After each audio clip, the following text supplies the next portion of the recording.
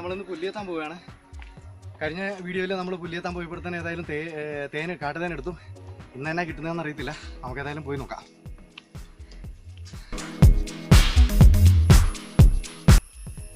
കണ്ടോ, അപ്പോൾ നമ്മൾ പോകുന്നത് ഇത് ഏലത്തോട്ടത്തിനകത്തൂടെയാണ്. എന്താ ഏലക്കായ കിടക്കുന്നുണ്ടോ? കണ്ടോ, അല്ല ഇതുണ്ടോ, ഇതാണ് ഏലത്തിൻ്റെ ശരം എന്ന് പറയുന്ന സാധനം. ഇതിൽ നിന്നാണ് ഏലക്കായ ഉണ്ടാകുന്നത്. ഈ കാട്ടിനകത്ത് എവിടെയോ കാട്ടുകോഴി സൗണ്ട് വെക്കുന്നുണ്ട്. നിങ്ങൾക്ക് സൗണ്ട് കേൾക്കാമെന്ന് അറിയത്തില്ല. അപ്പോൾ ഇതൊക്കെ ഒന്ന് പോയി നോക്കാം.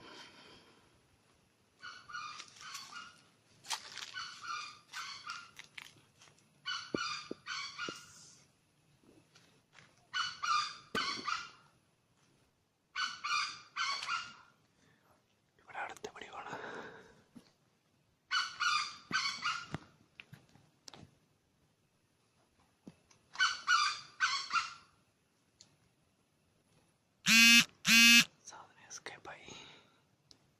നമ്മുടെ ചേച്ചിമാരെല്ലാം ഏലത്തോട്ടത്തിൽ വന്നിരുന്ന് കവാത്ത് എടുക്കുകയാണ്. ഇതുണ്ടോ, ഈ ഏലത്തിൻ്റെ പഴകിയ ഇലകളല്ല, ഈ പഴകിയ ഇലകളും ചുവട്ടിലുള്ള ചപ്പുകളും എല്ലാം എല്ലാ വർഷം ഇവർ ക്ലിയർ ചെയ്ത് എടുത്ത് വൃത്തിയാക്കി എടുക്കുന്നതാണ്. ഇപ്പോൾ നോക്കാം എടുക്കുന്നത് എങ്ങനെയാണ് കാണാം.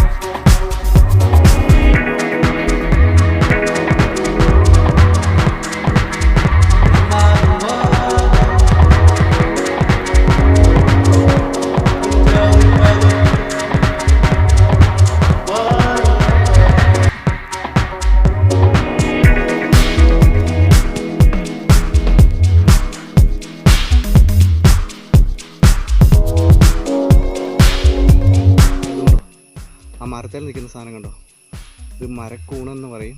നമ്മുടെ ഏരിയയിലൊക്കെ ഇങ്ങനെ കാട്ടിലെ വട്ട, കാട്ടുമുരിക്ക് അതുപോലുള്ള തടികളിലാണ് സാധാരണ കാണുന്നത്. നാട്ടുമ്പുറത്തൊക്കെ ആണെങ്കിൽ പന, മുരിക്ക് അതുപോലുള്ള തടികൾ ചീഞ്ഞ് കഴിയുമ്പോൾ അതെല്ലാം ഉണ്ടായിരിക്കുന്നതാണ്. ഇത് കറിവൊക്കെ നല്ല അടിപൊളി സാധനമാണ്. അപ്പോൾ നമുക്കത് പറിച്ചെടുക്കാം കേട്ടോ.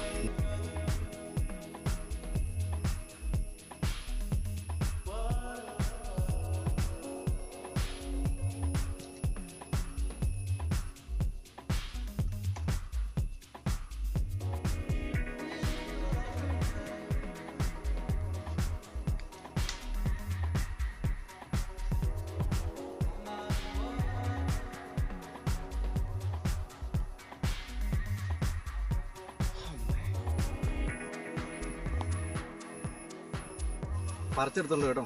ഇതുണ്ടോ, ഇതാണ് സാധനം. ഇങ്ങനെയാണ്. ഇത് അറിയത്തില്ലാത്ത കൂണൊന്നും ആരും പോയി പറിച്ചേക്കില്ല. ഇതൊക്കെ നമ്മൾ വർഷങ്ങളായിട്ട് അറിയാവുന്നതുകൊണ്ട് പറിച്ചെടുക്കുന്നതാണ്. അറിയാത്ത കൂണുകളൊക്കെ പറിച്ച് എടുത്തു കഴിഞ്ഞ് കഴിഞ്ഞാൽ പണി കിട്ടും. ഇത് നോക്കി, ഇതാണ് സാധനം. ഇത് എങ്ങനെയാണ് ഇരിക്കുന്നത്. അപ്പോൾ നല്ല അടിപൊളി സാധനമാണ് കിട്ടിയിരിക്കുന്നത്. നോക്കി, നല്ല വലിപ്പമുള്ള സാധനങ്ങൾ. ഇതൊക്കെ കിട്ടുക എന്ന് പറഞ്ഞു കഴിഞ്ഞാൽ വളരെ അപൂർവമായി മാത്രമേ കിട്ടാറുള്ളൂ. അപ്പോൾ ഈ കാട്ടിലൊക്കെ കയറി നടക്കുമ്പോഴത്തേനും ഇടയ്ക്ക് കിട്ടാറുണ്ട് സാധനം. അപ്പോൾ നമുക്കിതൊന്ന് കൊണ്ടുപോയി വീട്ടിൽ കൊണ്ടുപോയിട്ട് നല്ല അടിപൊളിയായിട്ട് ഒരു ഫ്രൈ ആയിട്ട് ഉണ്ടാക്കാം. കറിയല്ല, ഒരു നല്ല ഫ്രൈ ഉണ്ടാക്കി കഴിഞ്ഞാൽ നല്ല ടേസ്റ്റ് ആയിരിക്കും. അപ്പോൾ നമ്മുടെ കൂണ് കൊണ്ടുവന്നിട്ടുണ്ട്. അപ്പോൾ ഈ കൂണിൻ്റെ ഇതുണ്ടോ, ഈ സൈഡിലുള്ള ഞെടുപ്പ് പോലുള്ളതൊക്കെ അഴുക്കുണ്ട്. നമുക്കിതിനകത്ത് അഴുക്ക് ഈ സൈഡെല്ലാം ഒന്ന് കളഞ്ഞ് വൃത്തിയാക്കിയിട്ട് എടുക്കാം.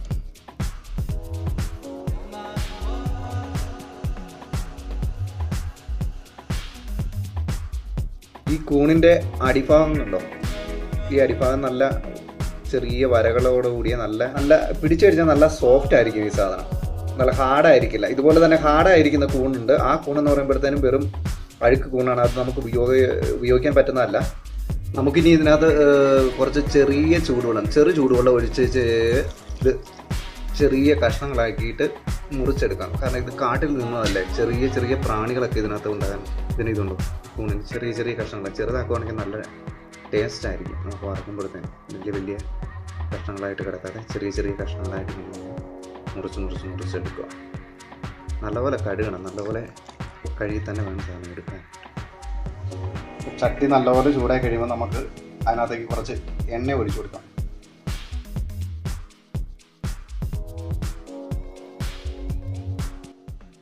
വെളിച്ചെണ്ണയാണ് കേട്ടോ. ഞങ്ങൾ ഉപയോഗിച്ചിരിക്കുന്നത് വെളിച്ചെണ്ണയാണ്.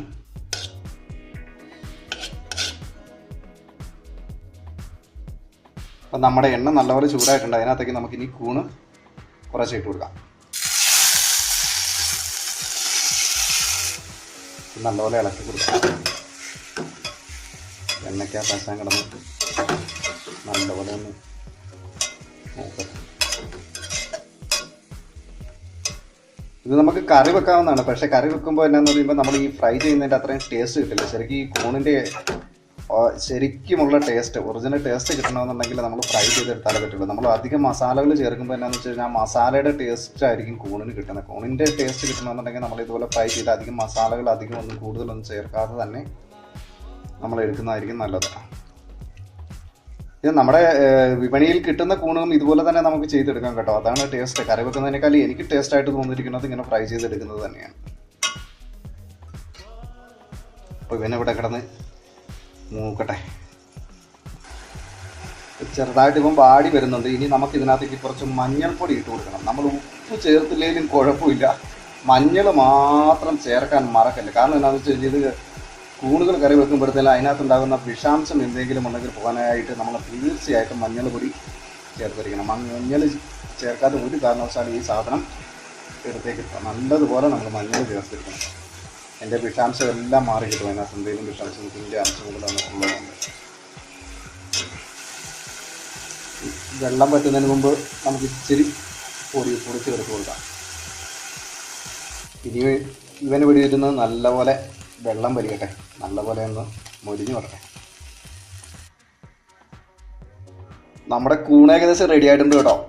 ശരിക്കും ഇത് വറുത്തെടുക്കുമ്പോഴത്തേനെന്ന് വെച്ചാൽ നമുക്ക് ശരിക്കും ഒന്നും ഉപ്പ് നോക്കാനുള്ളത് പോലും കിട്ടില്ല. ഇച്ചിരി കൂണിൻ്റെ അളവ് കൂടുതൽ ഉണ്ടെങ്കിൽ മാത്രമേ നമുക്ക് ആവശ്യത്തിന് തികയുള്ളൂ. കാരണം ഇതിൻ്റെ ടേസ്റ്റ് കാരണം നമ്മളെ കൂടുതൽ കഴിച്ചു പോകും. അതാണ് സത്യം. പിന്നെ അധികം മസാലയൊന്നും ആരും ചേർക്കില്ല കേട്ടോ. മസാല ചേർത്ത് കഴിഞ്ഞാൽ മസാലയുടെ ടേസ്റ്റേ ഉണ്ടാവുള്ളൂ. കൂണിന് കഴിച്ചിട്ട് നമ്മളിപ്പോൾ ചേർത്തിരിക്കുന്ന അതേ ഇത് മതി കൂണിൻ്റെ ടേസ്റ്റ് കിട്ടാനായിട്ട്. അല്ലെങ്കിൽ മസാലയുടെ ടേസ്റ്റ് വന്നു കഴിഞ്ഞാൽ നമുക്ക് തന്നെ കൂണിൻ്റെ ടേസ്റ്റിൻ്റെ ആ രുചി നമുക്ക് ഒരു കാരണവശാലും കിട്ടിയില്ല. അപ്പം നമുക്കിത് എടുത്ത് കഴിച്ചു നോക്കാം. നമ്മൾ സാധനം എല്ലാം റെഡിയാക്കി വന്നു കഴിഞ്ഞപ്പോഴത്തേന് ഏതായാലും രാത്രിയായി. ഏതായാലും നമുക്കിതൊന്ന് ടേസ്റ്റ് ചെയ്ത് നോക്കാം എങ്ങനെയാണെന്ന്. അല്ല, വെറും ഒരു ഫോർമാലിറ്റിക്ക് പറയുമല്ലോ കേട്ടോ. അല്ല, അടിപൊളിയാണ്. നിങ്ങളിത് ചെയ്ത് നോക്കണം. അത് ഞാൻ പറഞ്ഞ പോലെ കൂടുതൽ നമ്മൾ മസാല ഒന്നും അതിനകത്ത് ചേർക്കാൻ പാടില്ല. കറക്റ്റ് ആ ഇതിന്റെ കൂണിന്റെ ടേസ്റ്റ് കിട്ടാനായിട്ട് നമ്മൾ ചെയ്ത പോലെ തന്നെ സാധനങ്ങൾ ചേർക്കുക, കഴിച്ചു നോക്കുക. Okay, by.